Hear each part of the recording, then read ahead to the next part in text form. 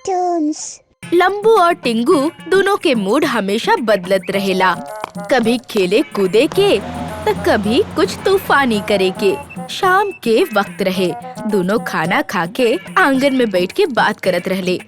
यार लंबू, आजकल आसमान में तारा ना दिख रहल बड़े, केहू चुरा के ले गइल का? का टिंगू भाई, का मजाक कर रहल बाड़ा? और एगो बात बतावा टिंगू भाई, कब से तारा गिने लगला? अरे भाई, हम बहुत बोर हो रहल बानी, कुछ थ्रिल ना होता। टिंगू के ऐसन कहते ही लंबू थ्रिल लावे खातिर अजीबो गरीब आइडियाज ओके देवल शुरू कर देवेला। चलो पतंग उड़ावल जाए। ना, कुछ और सोचा। गिल्ली डंडा खेलल जाए।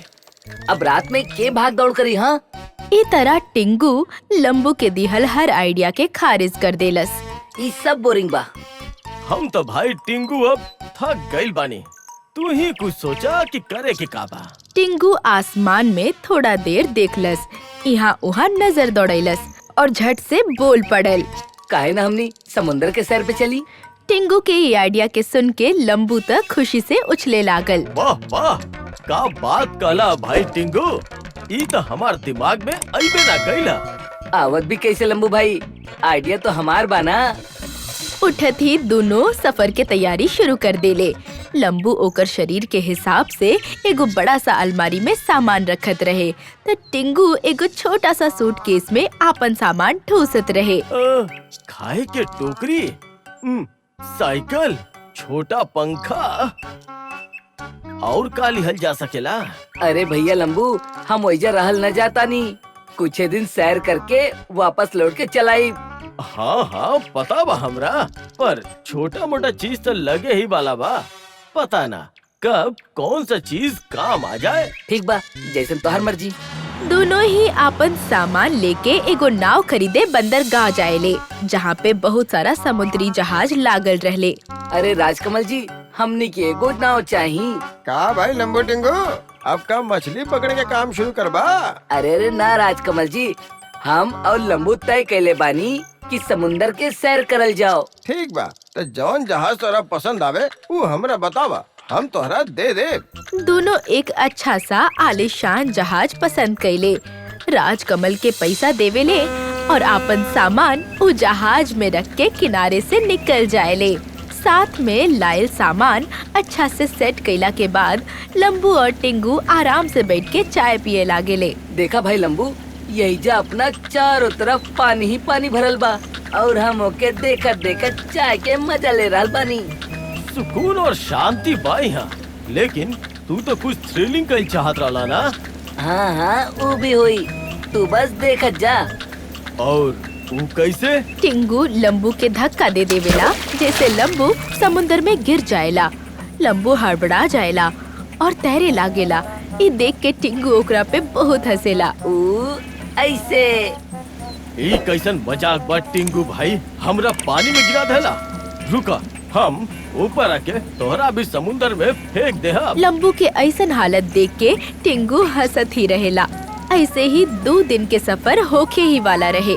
दिन के वक्त लंबू आराम से जहाज में लेटल रहेला और अचानक टिंगू के चिल्लावे के आवाज आवे लागेला। अरे लंबू भाई, जल्दी आवा, देखा। का हो गईल?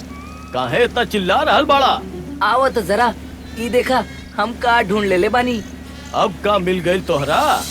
लंबू जाके दूरबीन से ऊ देखे लागेला जे ऊ बोलले रहे। त लंबू के एगो टापू दिखाई देवेला। एगो मामूली सा टापू ही तो बा, इतना काहे चिल्लात रहला?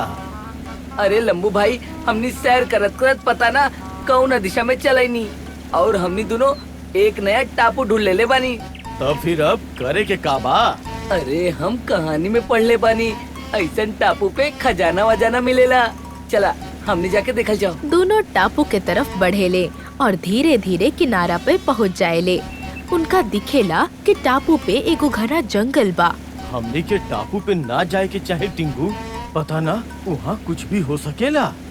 अरे एमे ही थ्रिल बा, तू अब बस चला हमरा साथे।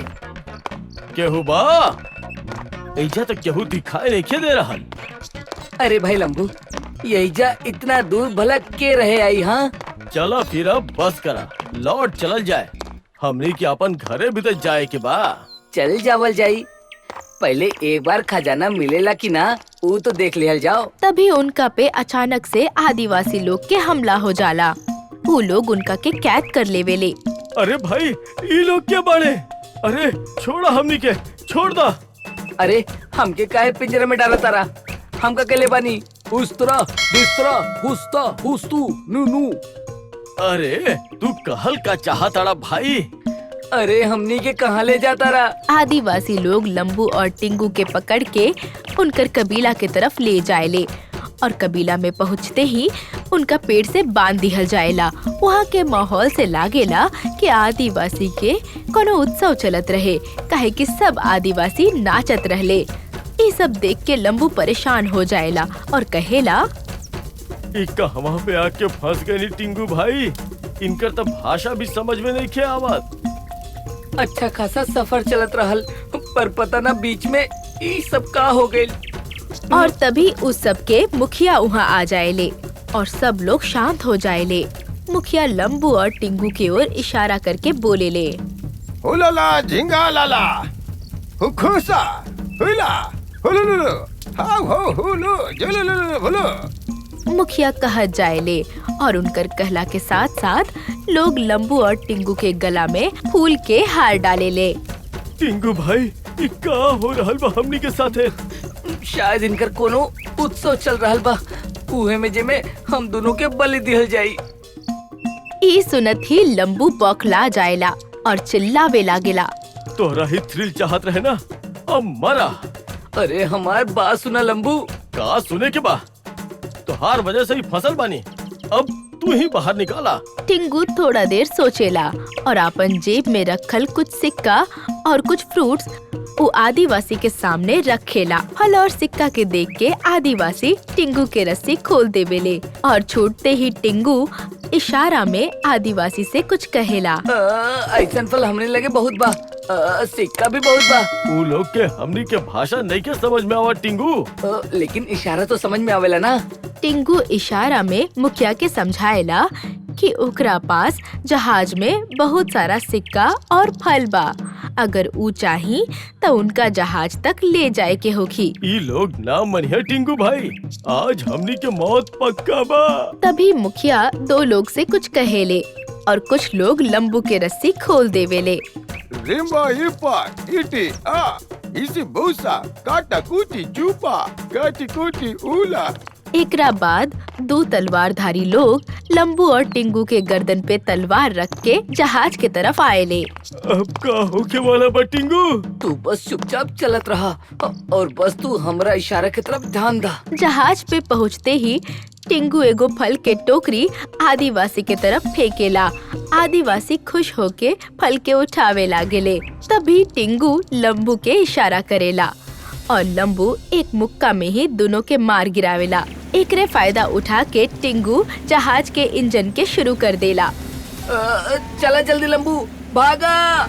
मौका देखत लंबू जहाज में चढ़ जाएला और वो दोनों वहाँ से भागे में कामयाब हो जाएले।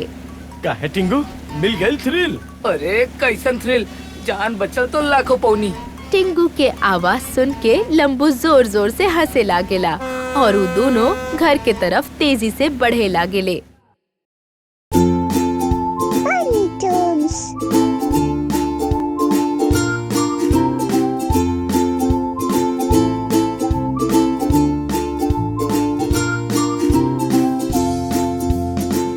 Tiny Toons.